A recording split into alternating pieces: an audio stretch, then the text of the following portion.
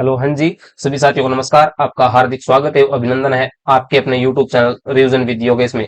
तो साथियों, अपनी बात चल रही थी राजस्थान के कला व संस्कृति की। और राजस्थान की कला व संस्कृति में सबसे पहले जो अपने टॉपिक स्टार्ट किया था वो थे राजस्थान के संत व संप्रदाय। संत व संप्रदाय में मैंने हमने पिछली क्लास में पढ़ा कि राजस्थान के अंदर संत क्या है, संप्रदाय क्या है और कितनी प्रकार की भक्ति धाराएं हैं वो राजस्थान के अंदर चलती है। इनके बारे में हमने अध्ययन किया। और साथ में अपने पढ़ा संत धन्ना के बारे में। आज जो अपना टॉपिक रहेगा वो संत पीपा के बारे में अपन जानेंगे कि संत पीपा से संबंधित जितने भी एग्जाम ओरिएंटेड क्वेश्चन बनते हैं उन सभी के बारे में अपन एक एक करके चर्चा करेंगे। तो चलिए साथियों, शुरू करते हैं। और शुरू करने से पहले मेरा आपसे निवेदन है कि चैनल पर नए हैं तो चैनल को लाइक जरूर करें और अपने साथियों के साथ ज्यादा से ज्यादा शेयर करें और बेल आइकन को दबाकर आप अपने इस चैनल को सब्सक्राइब कर लें। चलिए साथियों, बात करते हैं संत पीपा की। तो सबसे पहले अपन बात करें संत पीपा की, तो संत पीपा के बारे में कहा जाता है कि इनका जो मूल नाम था वो प्रताप सिंह खिंची था। क्या थे ये, इनका जन्म कब हुआ, इनके पिता का नाम क्या था, किस प्रकार इन्होंने संन्यास को धारण किया, इन सभी बातों पर हम चर्चा करेंगे के। सबसे पहले हम चलते हैं इनके प्रारंभिक जीवन काल में। तो सबसे पहले अपन संत पीपा की अगर बात करें तो इनके जो पिता थे, इनके पिता का नाम था कड़ावाराम खिंची। संत पीपा है वो कड़ावाराम खिंची था। कड़ावाराम खिंची है गागरोन झालावाड़ के शासक थे। गागरोन झालावाड़ के शासक थे। और कड़ावाराम खिंची से जो पुत्र रत्न की प्राप्ति हुई उनका नाम था प्रताप सिंह खिंची, जो कि संत पीपा का मूल नाम था। देखिएगा, सबसे पहले हम बात करें कि संत पीपा, तो इनके जो पिता थे, इनके पिता इनके पिता का नाम था कड़ावाराम खिंची। कड़ावाराम खिंची, ये कड़ावाराम खिंची हैं, ये गागरोन झालावाड़ के शासक थे। कहां के थे? गागरोन। गागरोन कहां पड़ता है? झालावाड़ के अंदर। गागरोन झालावाड़ के शासक थे। और इनकी जो माता थी यानी कड़ावाराम खिंची की जो पत्नी थी, इनकी पत्नी का नाम था लक्ष्मीवती। क्या नाम था? लक्ष्मीवती। लक्ष्मीवती। लक्ष्मीवती। कड़ावाराम खिंची व लक्ष्मीपति थे। लक्ष्मीवती से इन्हें एक पुत्र रत्न की प्राप्ति हुई। जो इनका पुत्र था उसका नाम था प्रताप सिंह खिंची। इनका जो पुत्र था, इनके पुत्र का नाम था प्रताप सिंह खिंची। प्रताप सिंह खिंची। प्रताप सिंह खिंची यही आगे जाकर पीपा बनेंगे, संत पीपा कहलाए। संत पीपा कहलाए। कहते हैं कि जब कड़ावाराम खिंची की मृत्यु हो जाती है, तो कड़ावाराम खिंची की मृत्यु होती है तो अगले जो शासक हैं वो प्रताप सिंह खिंची बनते हैं गागरोन झालावाड़ के। यानी गागरोन झालावाड़ का जो अगला शासक बना था वो प्रताप सिंह खिंची था। और प्रताप सिंह खिंची के अपन जन्म की बात करें तो इनका जो जन्म है, इनका जन्म हुआ था 1425 ईस्वी के अंदर, चैत्र पूर्णिमा के दिन। चैत्र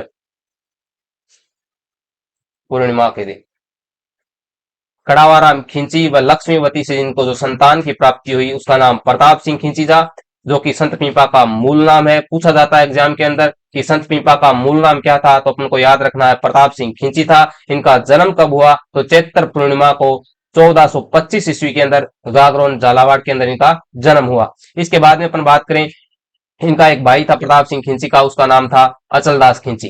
ये भी याद रखना है अपने को। इनका जो भाई था, इनके भाई का नाम था अचल दास खिंची। अचल दास खिंची। ये वही अचल दास खिंची है जिनके ऊपर शिवदास गार्डन ने जो अचल दास खिचेरी वचनिका नामक जो ग्रंथ लिखा है वो किसने लिखा है? यानी जो वचनिका लिखी है वो शिवदास गार्डन ने लिखी है। प्रत्येक एग्जाम के अंदर पूछा जाता है कि अचल दास खिचेरी वचनिका के लेखक कौन है, तो अपने को याद रखना है शिवदास गार्डन में। ब्रैकेट में लिख देता हूं यहाँ पे, अचल दास खिचेरी वचनिका। अचल दास खिंची री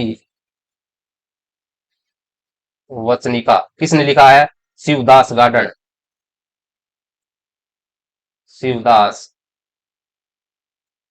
गार्डन याद रखना है अपने को, अलग से याद रखना है, क्योंकि यह जब हम साहित्य पढ़ेंगे उसके अंदर और पढ़ेंगे इनके बारे में। लेकिन अपन को यहाँ पर तो इतना याद रखना है कि प्रताप सिंह खिंची है, इनके भाई थे अचलदास खिंची। और और इनके ऊपर ये जो वचनिका लिखी गई है अचलदास खिचरी वचनिका, वो शिवदास गार्डन के द्वारा लिखी गई है। अब चलते हैं अपने अगली स्लाइड पे, और अगली स्लाइड पर हम बात करें कि कहते हैं कि जब कड़ावाराम खिंची की मृत्यु हो जाती है, मृत्यु के बाद जो गागरोन झालावाड़ का शासक बना अगला, वो कौन था? गागरोन झालावाड़, यानी कड़ावाराम खिंची के बाद में प्रताप सिंह खिंची, यानी प्रताप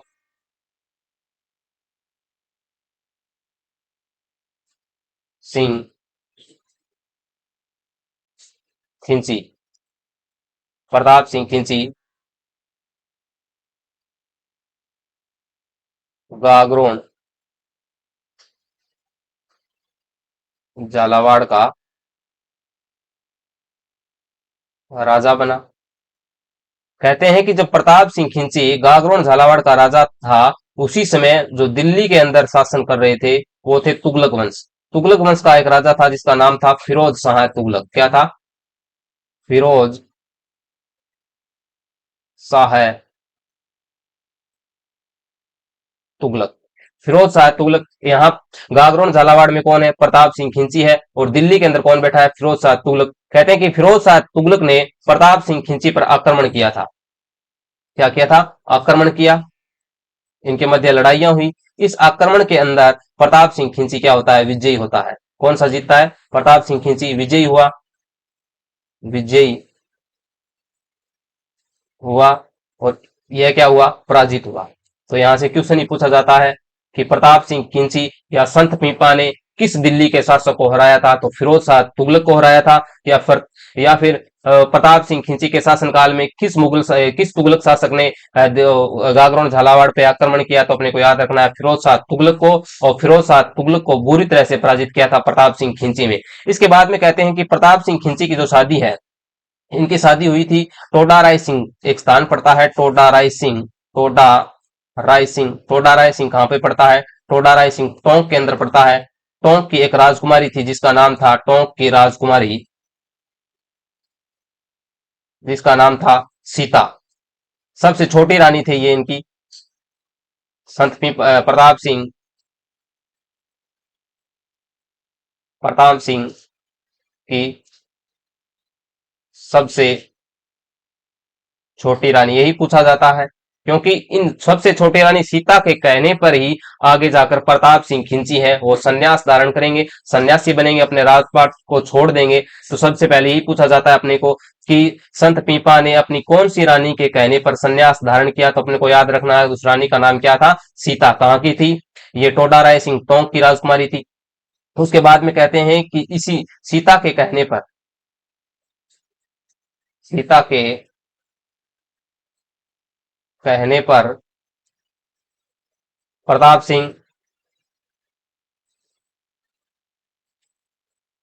सिंह ने संन्यास धारण किया। संन्यास धारण किया। ये बातें अपन को याद रखनी है। उसके बाद में कहते हैं कि जब यहां से ये चले जाते हैं और अपने गुरु बनाते हैं अपने रामानंद को। रामानंद जी जो कि यूपी में थे, यानी अपना गुरु किसको बनाया? गुरु किसको बनाया इन्होंने? गुरु। गुरु बनाया था रामानंद को। रामानंद जी को अपना गुरु बनाते हैं। रामानंद जी को गुरु बनाते हैं, इनसे शिक्षा दीक्षा ग्रहण की। शिक्षा दीक्षा ग्रहण की ग्रहण की। और कहते हैं शिक्षा दीक्षा ग्रहण करने के बाद अपना जो गागरोन झालावाड़ का संपूर्ण राजपाट है वो अपने भैया अचलदास खिंची को सौंपकर पूर्ण रूप से संन्यास धारण कर लेते हैं और लोगों को प्रवचनों के माध्यम से, अपने उपदेशों के माध्यम से मोक्ष प्राप्ति का मार्ग बताते हैं कि मोक्ष की प्राप्ति कैसे होती है, किस प्रकार है वो एक व्यक्ति है मोक्ष की प्राप्ति कर सकता है, भगवान को प्राप्त कर सकता है। इन प्रकार के प्रवचन देते थे और एक महान संत हुए आगे जाकर। और कहते हैं कि इन्होंने जो मोक्ष प्राप्ति का प्रमुख मार्ग बताया था वो बताया था भक्ति को। इन्होंने बताया कि भक्ति ही एक ऐसा मार्ग है, भक्ति के द्वारा ही एक व्यक्ति है वो मोक्ष की प्राप्ति कर सकता है। इसलिए हमें ईश्वर की सदैव भक्ति में तल्लीन रहना चाहिए और अपने काम क्रोध मद लोभ तृष्णा को छोड़कर भगवान की भक्ति में स्वयं को अपन अगर समर्पित कर देते हैं तो भगवान अपन है हमें श्री चरणों के अंदर स्थान देते हैं। इस प्रकार के जो प्रवचन है इन्होंने किए दिए। इसके बाद में कहा जाता है कि जो ये शिष्य ये पूर्ण रूप से संत बन गए थे या संन्यास धारण कर लिया था, तब इनके जो इन्होंने उपदेश दिए थे, जो लोगों को प्रवचन दिया करते थे, उनको इन्होंने जिसमें संकलित किया था या शॉर्ट रूप में संकलित किए इनके उपदेश थे, उनको हम कहते हैं गुटका। तो ये कहा पूछा ही जाता है कि संत पीपा के उपदेश, संत पीपा के उपदेश या रचित पद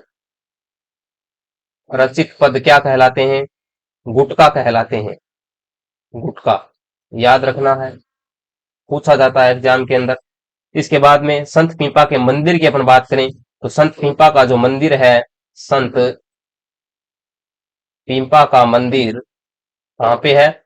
संत पीपा का मंदिर है समदड़ी में। समदड़ी कहाँ पे पड़ता है? समदड़ी एक स्थान पड़ता है बाड़मेर के अंदर। समदड़ी बाड़मेर के अंदर इनका मंदिर बना हुआ है। समदड़ी बाड़मेर के अंदर बना हुआ है। और समदड़ी बाड़मेर के इस मंदिर में चैत्र पूर्णिमा को, कब? चैत्र पूर्णिमा को, चैत्र पूर्णिमा को प्रति वर्ष मेला भरता है। यह भी याद रखना है, पूछा जाता है कि संत पीपा का मंदिर कहाँ पे है, तो अपने को याद रखना है समदड़ी बाड़मेर के अंदर है। और इनका मेला कब भरा जाता है? तो चैत्र पूर्णिमा के दिन, क्योंकि इनका जो जन्म है वो चैत्र पूर्णिमा के दिन ही हुआ था। इसी कारण चैत्र पूर्णिमा को समदड़ी बाड़मेर में संत पीपा का मेला भरता है। इसके बाद में एक इनका अन्य मंदिर और है, उसको भी याद रखना है। इनके अन्य मंदिर की अपन बात करें, अन्य मंदिर, इनका जो अन्य मंदिर एक और है वो है मसूरिया पहाड़ी जोधपुर में। कहाँ पे है? मसूरिया पहाड़ी जोधपुर। मसूरिया पहाड़ी जोधपुर में इनका एक अन्य मंदिर और है। और इनका मूल नाम क्या था? प्रताप सिंह खिंची था। रामानंद के शिष्य बने थे। इनके गुरु का नाम क्या था? रामानंद। रामानंद से शिक्षा दीक्षा ग्रहण की। उसके बाद इन्होंने जो उपदेश दिए, उनके जो रचित पद हैं वो गुटका कहलाए। इनका जो मंदिर है, मुख्य मंदिर, वो समदड़ी बाड़मेर के अंदर है। चैत्र पूर्णिमा को वहां पर मेला भरता है। इसका एक अन्य मंदिर और है मसूरिया पहाड़ी जोधपुर के अंदर। उसके बाद में अपन अगर बात करें कि इनका जो मूल नाम है वो क्या बताया मैंने आपको? संत प्रताप सिंह खिंची है। और ये संत पीपा के नाम से प्रसिद्ध हुए आगे जाकर। उसके बाद में कहते हैं कि रामानंद से शिक्षा दीक्षा लेने के बाद इन्होंने सिलाई का कार्य प्रारंभ किया। यानी अपने गुरु, अपने गुरु रामानंद जी से शिक्षा ग्रहण करने के बाद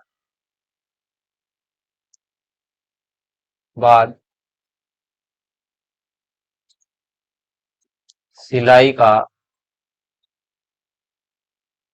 काम करने लगे। यानी स्वयं की आजीविका कमाने के लिए सिलाई का कार्य करते, और सिलाई के कार्य से जो इनको आमदनी होती थी उनसे ही उनका जीवन चलता था।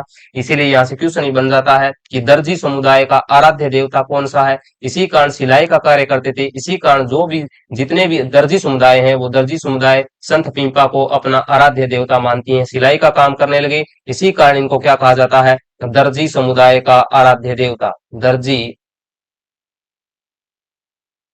समुदाय का आराध्य देवता कहा जाता है। आराध्य देवता कहा जाता है। प्रत्येक लाइन से क्वेश्चन बनता है और बना हुआ है। ये न्यू के न्यू क्वेश्चन है जो मैं आपको बता रहा हूँ कि यहाँ पे पूछा जाता है कि दर्जी समुदाय के आराध्य देवता कौन से हैं? तो अपने को याद रखना है, संत पीपा को दर्जी समुदाय का आराध्य देवता कहा जाता है। गुरु नाम रामानंद से शिक्षा दीक्षा ग्रहण करने के बाद इन्होंने सिलाई का कार्य प्रारंभ किया था। इसी कारण है इनको दर्जी समुदाय का आराध्य देवता कहा जाता है। अब बात करें इनके प्रमुख ग्रंथों की, तो इनका जो मुख्य ग्रंथ है, प्रमुख ग्रंथ है, उसका नाम है जोग चिंतामणि। क्या है? प्रमुख ग्रंथ। प्रमुख ग्रंथ की अपन बात करें तो इनका जो प्रमुख ग्रंथ है वो जोग चिंतावणी।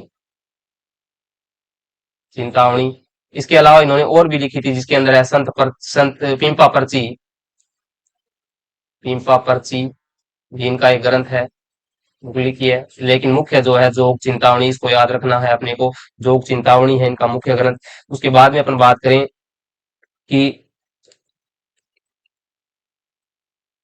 सिखों के जो पांचवें गुरु हुए हैं,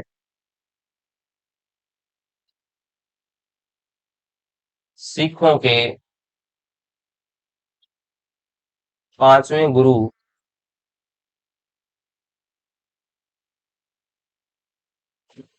अर्जुन देव, सिखों के पांचवें गुरु कौन है? अर्जुन देव। अर्जुन देव जी ने क्या किया? गुरु ग्रंथ साहिब का संकलन करवाया था। गुरु ग्रंथ साहिब का संकलन करवाया। और इस गुरु ग्रंथ साहिब के अंदर पिंपा के भजन को सम्मिलित किया था इन्होंने। पिंपा के संत पिंपा के भजन को सम्मिलित किया। मैंने आपको बताया कि संत दन्ना थे, उनके तो 3 छंदों को सम्मिलित करवाया था इन्होंने, और संत पिंपा के जो भजन हैं उन भजनों को क्या किया था इन्होंने इसके अंदर सम्मिलित किया था। इसी के बाद में एक क्वेश्चन और बनता है कि संत पीपा की छतरी कहां पे है? संत पीपा की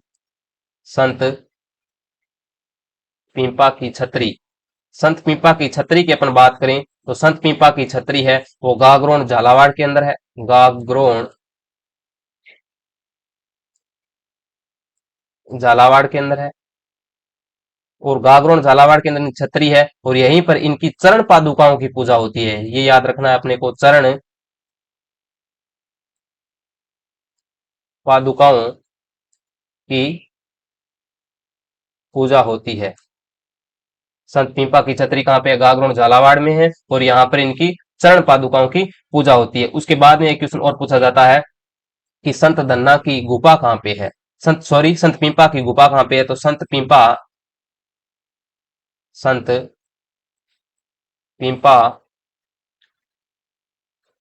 की गुफा, ये बात करें तो ये है टोडा रायसिंह टोंक के अंदर। कहाँ पे है? टोडा रायसिंह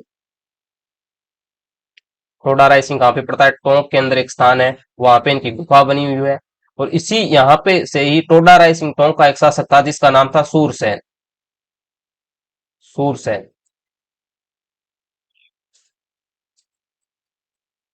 टोडा का शासक था सूरसेन। कहते हैं कि यह सूरसेन संत पीपा की शरण में आया, इनसे उपदेश ग्रहण किए, और इन के सानिध्य में आकर इन्होंने अपना जो सारा धन संपत्ति है वो क्या कर दिया? गरीबों में बांट दिया था। यानी अपने संत पीपा के शिष्य बने, और अपनी संपूर्ण संपत्ति,